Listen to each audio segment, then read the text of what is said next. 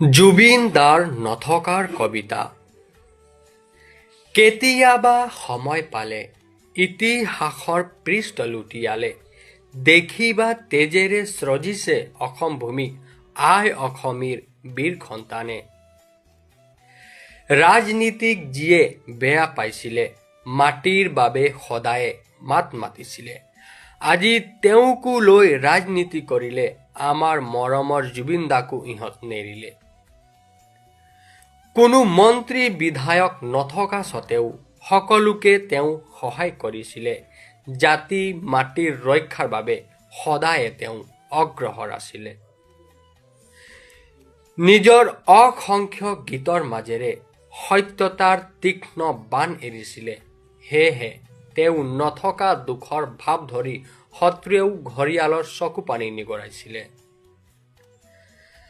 আই অসমীৰ দুখ কোনেনো সুধিলে, জুবিন দা যাৰ স্বাভিমান আছিলে, নিজ পুত্ৰ বিয়োগৰ যন্ত্ৰণা এবুকু লৈ আই অসমী আজিও কান্দি আছে। জুবিন দা অমৰ হওক, জয় জুবিন দা, জয় আই অসম।